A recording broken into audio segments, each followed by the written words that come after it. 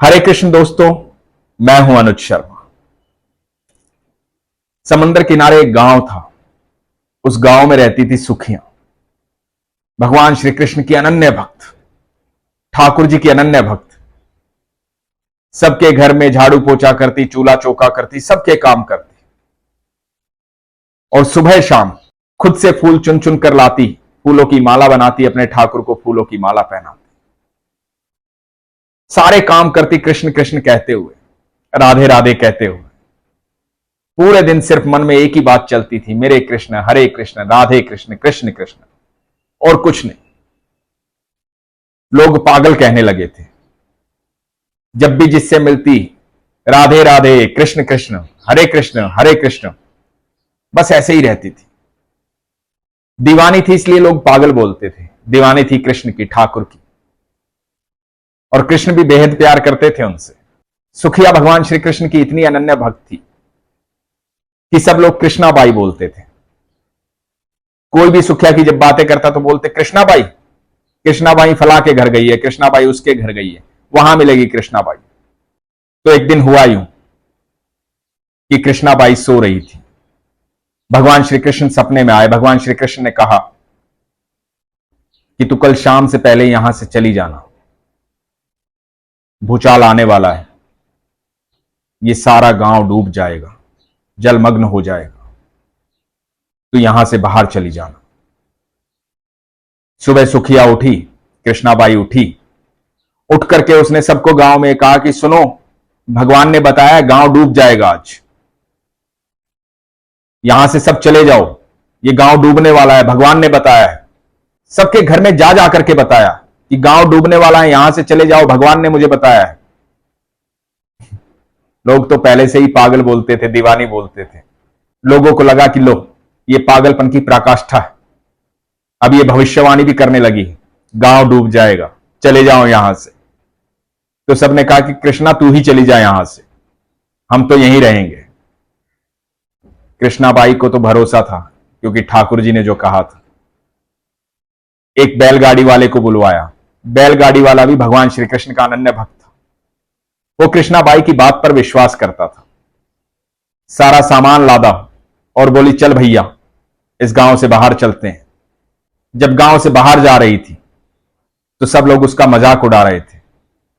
सब कह रहे थे पागल हो गई है, कहां जाएगी गांव छोड़ करके, तेरी मर्जी, जा तू चली जा, हम तो यहीं रहेंगे, देखते हैं गांव डूबेगा कि नहीं डूबेगा।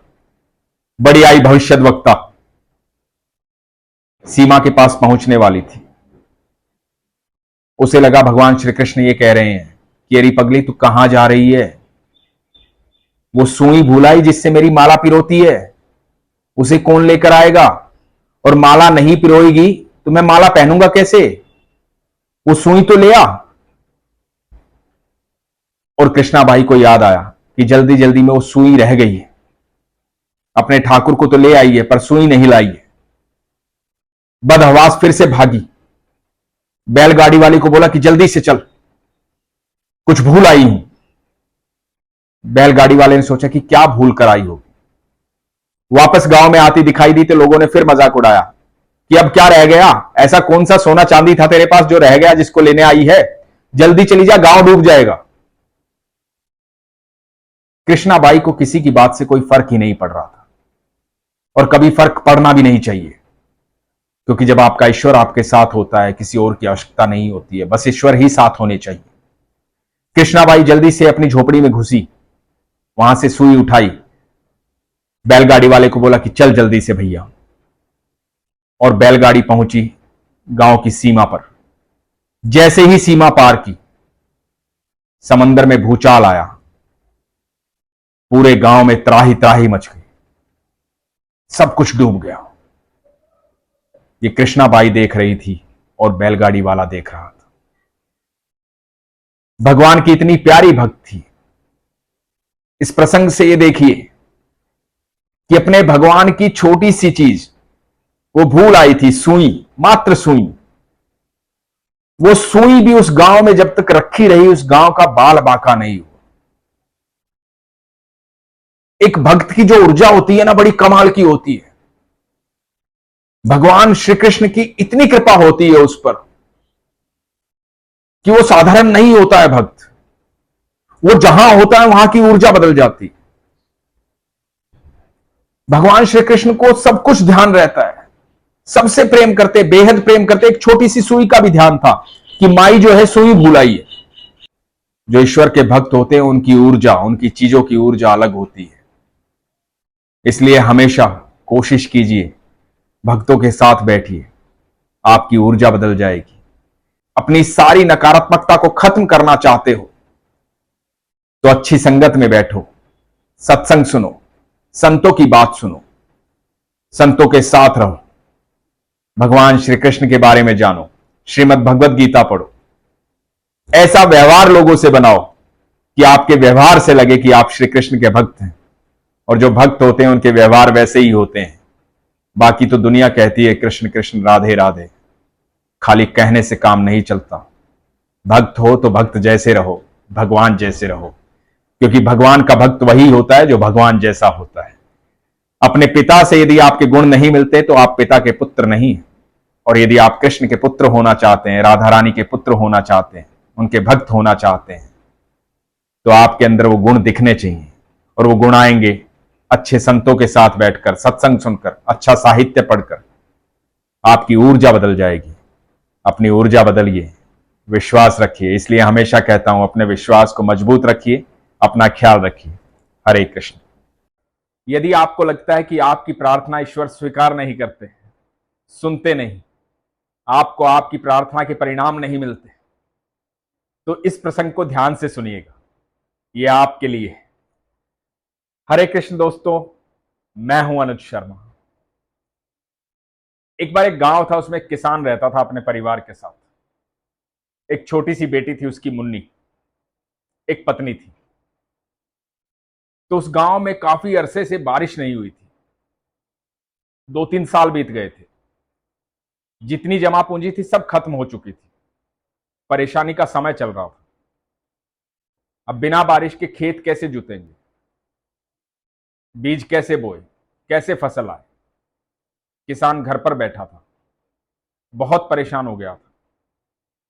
ईश्वर से प्रार्थना भी की, लेकिन कोई असर नहीं। 2 साल बीत गए थे। परेशानी बढ़ती जा रही थी। परेशानी सिर्फ उसकी नहीं थी, परेशानी पूरे गांव की थी। पूरा गांव त्रस्त था, दुखी था। भूखमरी आ रही थी सूखा पड़ने के कारण। करे तो क्या करे। एक दिन किसान को एक बात याद आई। बात याद आई कि किसी ने कहा था कि बच्चों की भगवान जल्दी सुनते हैं।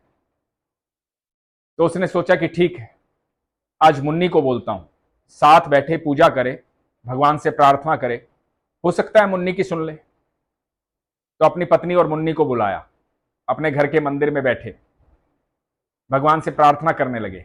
मुन्नी से कहा कि मुन्नी, तू भगवान से प्रार्थना करना, लोग कहते हैं कि बच्चों की भगवान जल्दी सुनते हैं। तो मुन्नी ने कहा, हाँ बाबा, मैं प्रार्थना करूंगी। और प्रार्थना करने लगे। मुन्नी ने मन ही मन कहा कि हे प्रभु, आप तो सारी दुनिया को चलाने वाले हो। मेरे बाबा बताते हैं कि सारी दुनिया आपने बनाई है, आप कुछ भी कर सकते हो। आप किसी को खाली हाथ अपने दरवाजे से वापस नहीं भेजते। आपके पास सब कुछ है, सब कुछ दे सकते हो। तो हे प्रभु, मेरे बाबा बड़े परेशान हैं, पूरा गांव बड़ा परेशान है। मेरे गांव में बारिश कर दो ताकि हमारी फसल हो, भूखमरी दूर हो, ये सूखा खत्म हो। बारिश कर दो भगवान, हम सब खुश हो जाएंगे। और ये आप कर सकते हो। ये प्रार्थना मुन्नी ने भगवान से की। प्रार्थना खत्म करने के बाद किसान पत्नी से और बेटी से ये बोला कि मैं बाहर जाकर आता हूं, थोड़ा घूम फिर कर आता हूं, मन बड़ा उदास है, कब तक ये सब चलता रहेगा। किसान बाहर चला गया। थोड़ा ही दूर गया था, मुन्नी भागी भागी पीछे आई। उसके हाथ में एक छाता था। मुन्नी ने कहा, बाबा आप बाहर जा रहे हो, छाता तो आपने लिया नहीं। तो किसान ने कहा कि बेटा छाता किस लिए चाहिए। मुन्नी ने कहा, बाबा अभी प्रार्थना की है ना भगवान से, भगवान को कहा है ना कि भगवान बारिश कर दो, भगवान सब कुछ दे सकते हैं।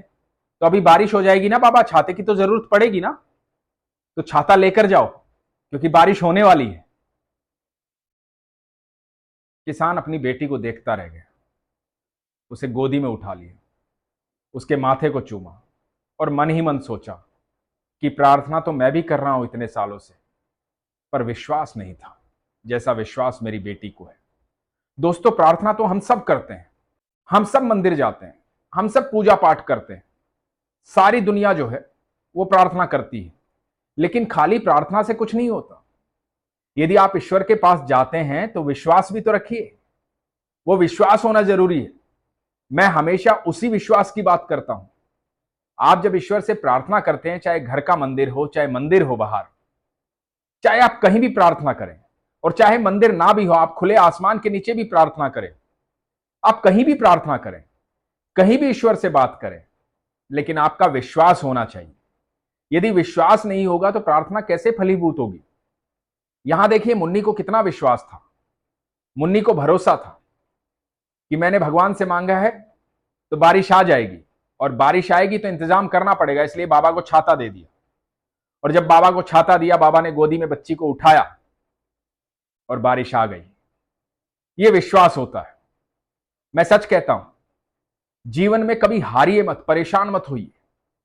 आपको लगता है ईश्वर आपकी नहीं सुनता है, तो जांचिए अपने आप को, परखिए अपने आप को, क्या आपका अपनी बात पर इतना विश्वास है जो आपने ईश्वर से मांगा है?